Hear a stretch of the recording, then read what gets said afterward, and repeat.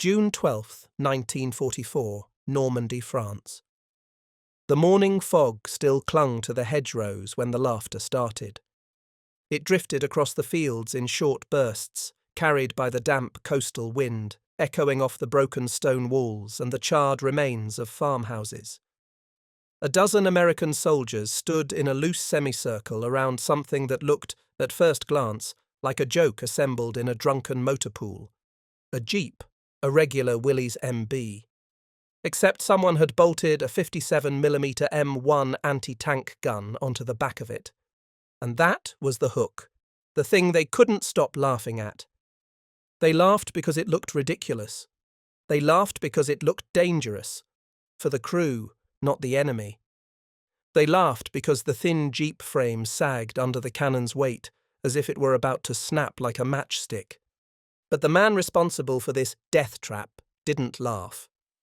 Staff Sergeant Jack Mallory, 26, motor pool engineer from Kansas City, wiped the sweat from his forehead and stared at his creation with clenched jaw. The early morning cold did nothing to cool the fire simmering behind his eyes. The hook settles in your chest as you witness the scene. They laughed at the jeep with a cannon until the moment it destroyed a bunker. Mallory didn't build it for applause. He built it because Charlie Company was dying in these hedgerows. For 3 days, they had been pinned by a German casemate dug into the hill overlooking the fields southeast of Isigny. Standard infantry weapons couldn't touch it. Mortars couldn't get the angle. The Shermans assigned to support them were still miles behind, bogged down in the mud and traffic jams of the invasion build-up.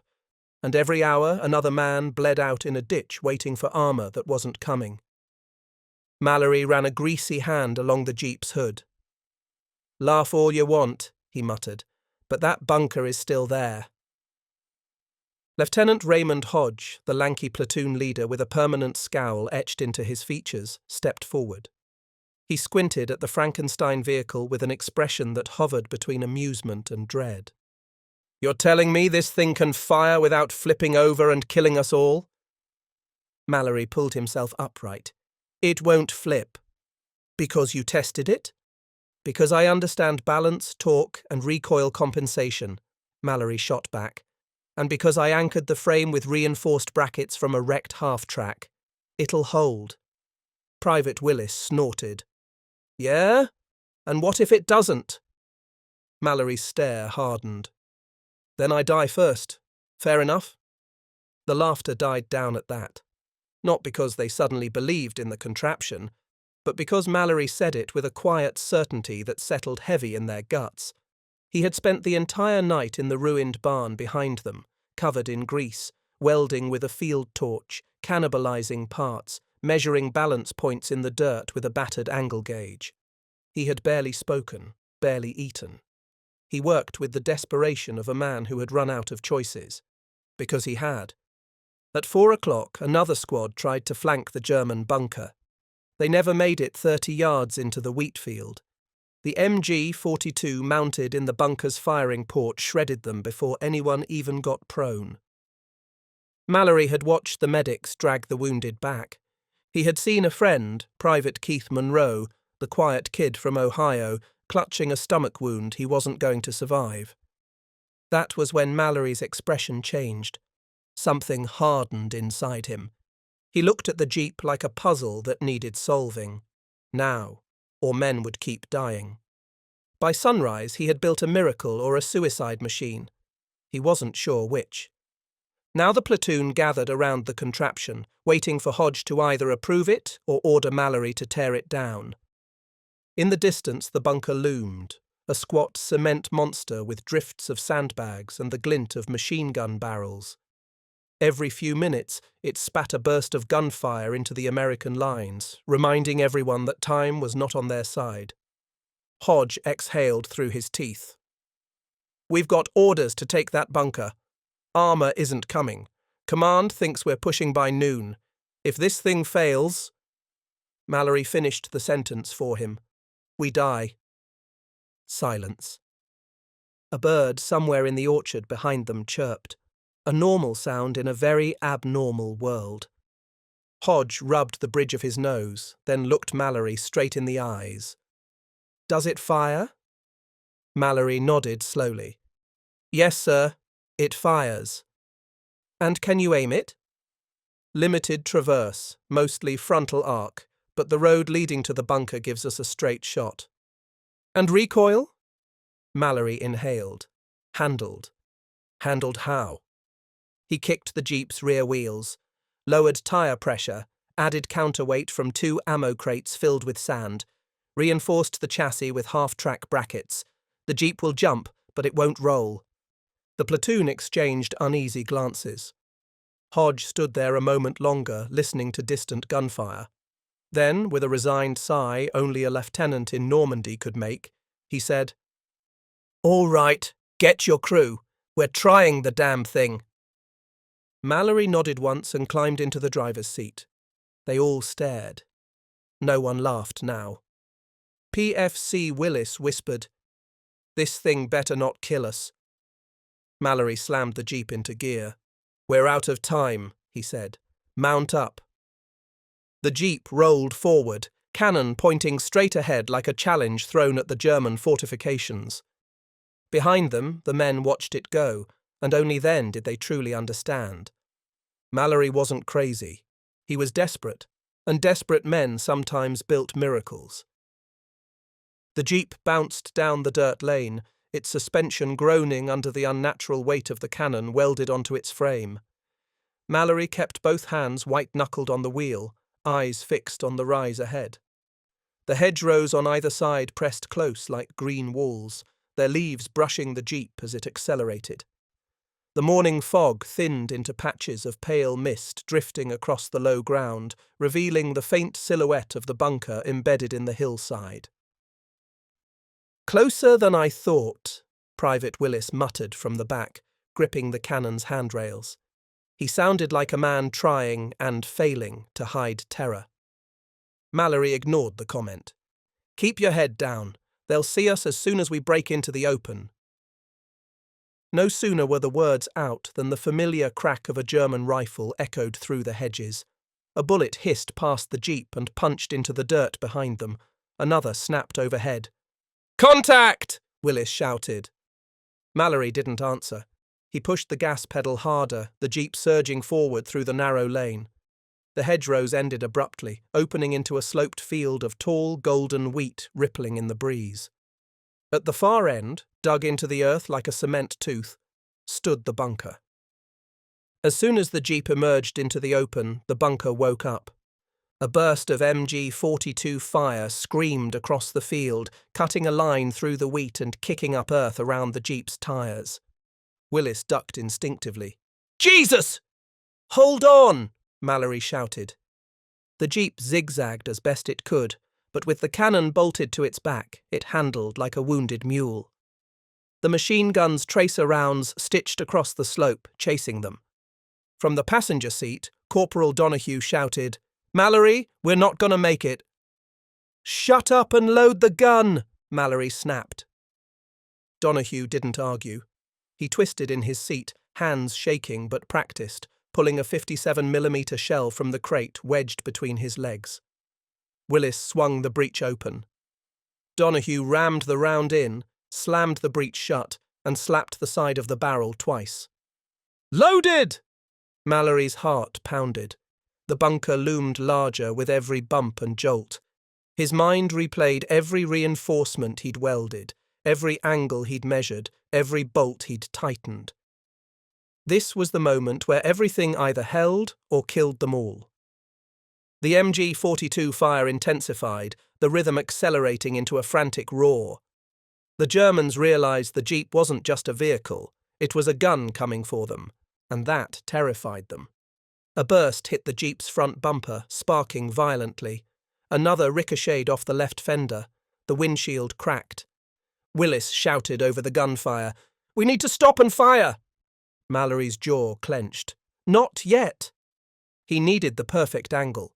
He needed the Jeep aligned with the bunker's firing slit. He needed... A mortar shell whistled overhead and exploded 20 yards to their right, spraying dirt and smoke. Mallory swerved through the cloud, coughing hard. "They've got mortars on us! Get ready!" "Ready?" Willis yelled. "Ready for what, Mallory?" "For the shot." The jeep skidded to a halt at the base of the slope, engine rattling violently. The recoil plate dug slightly into the earth, a good sign. The cannon held steady, pointed up the incline with direct line of sight at the bunker. Mallory yelled, "Fire!" Willis yanked the lanyard. The world detonated. The 57mm roared like a thunderclap, the muzzle blast slamming into the jeep with a violent kick. The entire frame jumped a foot off the ground, then slammed back down hard. Mallory's teeth clacked together. Donahue screamed something incoherent as the jeep skidded backward in the dirt. Smoke filled the air. The round hit the bunker. A flash. A burst of shattered concrete, a plume of dust rising like a geyser. Through the haze, Mallory saw the bunker's machine gun nest jolt sideways. One of the sandbags flew into the air. The firing slit disappeared behind dust and debris. "Hit!" Willis shouted. "Good hit!" Before Mallory could respond, the MG-42 opened again, though this time sporadic, panicked, firing from a half-buried secondary port. "They're still alive," Donahue warned. "Then we do it again," Mallory said grimly. He shifted the jeep slightly with a grind of gears. The cannon needed only a tiny adjustment. A second round could finish the job. "Load it!" Willis opened the breech. Donahue grabbed another shell. His hands trembled badly now, sweat dripping off his chin. "Loaded!" Mallory barely heard the word. His eyes were locked on the bunker. Its machine gun fire had weakened, the bursts uneven, as if the Germans inside were coughing dust and scrambling to reposition. "Fire!" Willis pulled the lanyard. Boom! The second blast was even more violent. The jeep's hood popped upward as the recoil hammered the frame. Mallory slammed forward into the wheel, stars bursting behind his eyes. The cannon's smoke rolled over them in a choking wave. When the haze cleared, the bunker's firing ports were gone. So was part of the roof. A cloud of pulverized concrete hung in the air where the bunker entrance once defended the hillside. Flames flickered from within. Ammunition inside began popping, faint crackles echoing like fireworks. Willis stared, stunned. "Holy, holy hell!" Donahue whispered, "Did we just do that? With a jeep?" Mallory exhaled shakily, adrenaline still screaming through his veins. He kept staring at the bunker, waiting for any sign of movement. Nothing came. Nothing dared. Behind them, distant cheering erupted from the American lines, men witnessing something impossible, unbelievable, something they would talk about for years. The laughter from earlier was gone, replaced by awe and fear and respect. Mallory finally spoke, voice low and steady. "Reload. We're not done." Willis hesitated, staring at the burning bunker as if afraid it might suddenly come alive again. "Mallory, I don't think there's anything left." Mallory didn't look at him. His eyes stayed fixed on the rising smoke curling out of the shattered concrete. "The Germans don't give up that easy," he said. "Reload." Something in his tone told Willis not to argue. He cracked open the breech, the metal still hot from the second shot. Donahue pulled another round from the crate, only 5 left, and slid it home. The cannon clunked as the breech locked shut. "Loaded!" Mallory wiped soot from his face, spat into the dirt, and checked the slope again. The bunker's roof sagged. One of the thick concrete slabs had collapsed inward. Flames licked at the inner chamber. Black smoke billowed upward. But something about the silence bothered him. Real silence, the kind where even the birds stayed hidden. He felt it in his gut, an instinct sharpened by days of ambushes in the hedgerows. The Germans weren't finished. Not yet. He kicked the jeep into gear and edged forward a few meters, wheels grinding in the dirt. "Mallory, what the hell are you doing?" Donahue snapped. "We're close enough." "We're exposed," Mallory replied. Need a better angle in case they open a side port. Willis swallowed hard. Side port? You think they still have someone in there? Mallory didn't answer immediately. He guided the jeep to the left, angling the cannon toward a patch of concrete that hadn't taken a direct hit. They could finish the job, permanently, if they opened a proper breach. Just as he aligned the jeep, a muffled thump sounded inside the bunker. Then movement. Mallory saw it first, a shadow shifting behind the broken firing slit. Before he could shout a warning, a burst of gunfire spat from the narrow side opening the first round had failed to seal. Down! Mallory roared. The MG-42's burst tore through the wheat and pinged off the jeep's grille, showering them with metal fragments. Donahue instinctively curled into a ball. Willis ducked low behind the cannon breech. Mallory grabbed the wheel, jerked the jeep right, and floored the pedal. The vehicle lunged sideways as the machine gun tracked them. It's still active! Willis yelled. No kidding! Mallory shouted back. A burst grazed the rear tire, kicking up a spray of rubber. Another clanged off the cannon itself, sending a vibrating shock through Willis's hands. We need to fire! Donahue screamed.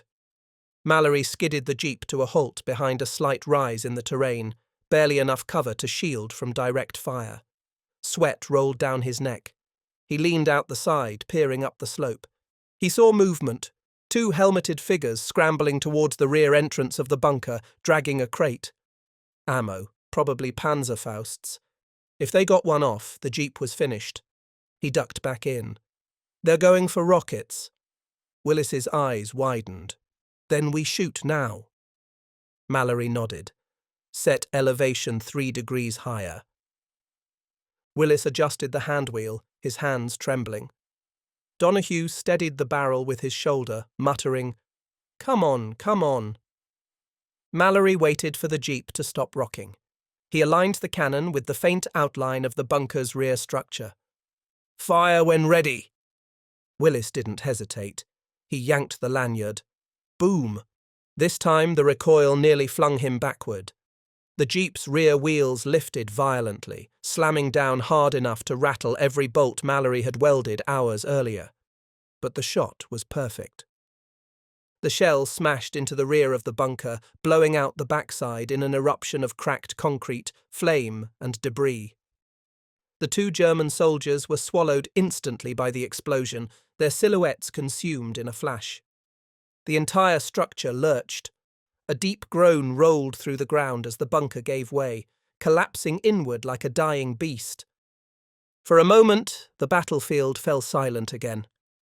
Then Willis let out a shaky laugh. They're done. It's gone. The whole damn thing is gone. Donahue leaned back, chest heaving, sweat soaking through his uniform. Holy Mother of God! We actually did it! Mallory didn't smile. Not yet. He sat still, breathing hard, listening. Dust clouded the air. Chunks of stone rolled down the slope. Flames smouldered inside the ruins. Then, finally, nothing.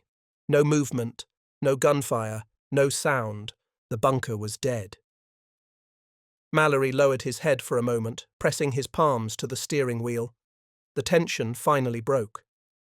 In the distance he could hear American troops cheering, dozens of voices shouting across the hedgerows. He had done it. A jeep with a cannon. A stupid, insane idea. But it worked. Mallory! Someone shouted from behind. He turned to see Lieutenant Hodge and half the platoon sprinting across the field. Helmets low, rifles ready, they moved to secure the ruins. Hodge approached the jeep, wide-eyed, covered in sweat and disbelief. Mallory, you absolute maniac. You knocked out a fortified bunker. Mallory shrugged weakly. Had to. You said we were out of time. Hodge let out a breath that was half a laugh, half admiration. This thing shouldn't exist, and it damn sure shouldn't work. Willis patted the cannon's breech. But it does. Hodge put a hand on the jeep's hood. You just saved our entire push. Command is going to want to see this. Mallory shifted in the seat, exhaustion creeping into his bones. "The Jeep needs work before anyone sees it." "What do you mean?" Mallory looked around the battlefield. Smoke drifted across the golden wheat. The morning fog had burned away. The sun was rising, bright and unforgiving. And the next German line wasn't far. "We're not done," he said quietly. "If that bunker was guarding the road, they've got more positions ahead." Willis stared at him. "You're not seriously thinking—" Mallory met his eyes. "We've got 4 shells left." A long silence followed. Then Hodge nodded slowly, almost reluctantly. "All right, Mallory, you lead the way. Charlie Company follows." The men looked at Mallory with something new, something heavier. Not mockery, not doubt, but belief. The Jeep's engine growled back to life. Mallory gripped the wheel. "Let's finish what we started." The Jeep rolled forward again, its engine sputtering under stress, its frame creaking from the abuse of 3 cannon blasts. Every bump in the dirt sent a jolt through its bones, and through Mallory's, but it held together, somehow. Ahead lay a narrow farm road winding toward the next ridgeline. Smoke drifted across it in lazy sheets, twisting in the breeze like ghosts rising from the shattered bunker behind them. The platoon followed in staggered formation, rifles up, eyes sharp. They moved slower now, not from fear, but because they were watching the Jeep, his Jeep, like it was some kind of talisman that had suddenly gained supernatural power. Mallory felt the weight of that trust. It settled heavy in his chest. He drove up the incline, stopping at the crest where the wheat ended and a patch of churned earth began. The others formed a perimeter around him. Hodge crouched beside the Jeep's passenger door, peering through binoculars. 200 yards, he murmured. "I see trenches. Could be an MG nest. No armour." "Yet," Mallory said. Hodge nodded grimly. "Yet." Willis and Donahue were already preparing the cannon again, the motions smoother now, more confident. Assaulting a second position with a weapon welded together in a barn had no place in any field manual, but nothing in Normandy matched the manuals anyway. Mallory surveyed the ridgeline. The terrain dipped sharply before rising into the next hedgerow maze. German troops would be dug in along those hedges like ticks. But the position directly ahead, an elevated trench line with sandbags, looked thinly manned. The bunker they'd destroyed had been the backbone of the line. Crack. A rifle shot snapped past and hit the dirt near Hodge's boot. "Contact right!" someone shouted. Another shot followed, and another. German soldiers were repositioning, trying to stop the breach Mallory had created. Hodge ducked behind the Jeep. "We've stirred the nest." "Then we keep moving," Mallory said. He shifted into gear, and the Jeep lurched forward once more. Bullets pinged off the hood. One punched into the wooden ammo crate, splintering it. Donahue swore. "We're going to get ventilated out here." "We'll be fine," Mallory replied, though he didn't quite believe it. At 80 yards from the trench, the Germans panicked. A machine gun team scrambled into position behind Sandbags. Mallory saw them drop to their knees, feed a belt into the MG-42, and swing the barrel toward the approaching Jeep. "Down!" Hodge shouted. Mallory slammed the brakes and jerked the wheel, skidding the Jeep sideways behind a shallow depression in the ground. Dirt flew into the air as the machine gun opened fire, scything through the grass above them. Willis clutched the cannon. "This is too exposed. We can't set up here." Mallory scanned the slope. The only viable firing angle meant cresting the rise again, directly in front of the MG-42. "Mallory," Hodge said, voice low, "they'll cut us apart." Mallory's jaw tightened. "Not if we're faster." Donahue looked at him like he'd lost his mind. "Faster? It's a goddamn Jeep." Mallory turned to his crew. "Load the cannon, now. Full process. On my mark, we pop up, fire 1 round, and drop back down before they can adjust." Willis blinked. "That's suicide." "No," Mallory said, gripping the wheel. "That's timing." He waited. The MG-42 hammered the ground above them, bullets shredding clumps of dirt that rained down onto their helmets. The barrel glowed faintly red. Mallory listened to the rhythm. The bursts were too long. The gunner was overheating the weapon. Perfect. Willis, Donahue, ready? They braced themselves around the cannon. Ready! Both shouted, though neither sounded convinced. Mallory sucked in a breath. On my mark. 3, 2, 1, go. He floored the pedal, the jeep leaping out of the depression and up the rise.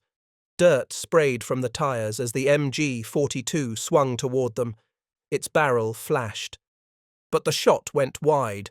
The gunner had overheated it. The weapon jammed on the first trigger pull. Mallory shouted, Fire! Willis pulled the lanyard. Boom!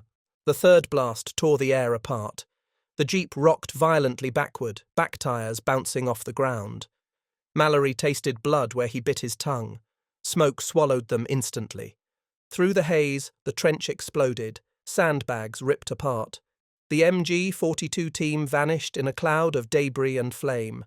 Dirt geysered upward in a perfect arc. When the dust settled, nothing moved on the ridge. Mallory rested his forehead on the steering wheel, shaking from the adrenaline drilling through his veins. Willis stared at the destruction. That's 3 for 3. Donahue swallowed hard. We're basically artillery with wheels. Hodge stood up slowly behind them, lowering his rifle, awe etched across his dirt-streaked face. Mallory, you might have changed how recon outfits fight. Command's going to want to talk to you. Mallory didn't answer immediately. His hands trembled from the vibration of the cannon, from the fear that he'd spent 3 straight engagements suppressing. He wasn't thinking about command. He wasn't thinking about glory. He was thinking about Monroe, and the men who'd died waiting for armor that never came. If a jeep with a cannon could save even one squad, then it was worth the risk. Hodge clapped a hand on his shoulder. You did it. This position is ours. Cheers erupted behind them as Charlie Company advanced, sweeping the trench and securing the ridge. The line had broken. The road forward, once sealed by a fortress, was open. Willis leaned back, wiping soot from his face. Mallory, do you realize the story this is going to make? Mallory exhaled, letting the tension drain from his body. They laughed at it this morning. They won't laugh again, Donahue said. Mallory looked at the cannon welded to the jeep, crooked, battered, smoking. A ridiculous invention, a miracle, a weapon built from desperation and stubbornness. He touched the frame gently. They don't have to believe in it, he said quietly. They just have to see what it can do. Behind him, the sun rose higher, burning away the last shreds of fog. The men regrouped. Orders came down the line, new objectives, more hedgerows, more fighting. Mallory climbed back into the seat. Hodge called out, Where are you going? Mallory started the engine. The jeep groaned but obeyed. Forward, he said, until someone tells me to stop. Behind him, the platoon followed, and the jeep with the cannon. Mocked at dawn, feared by noon, rolled into the next battle of Normandy.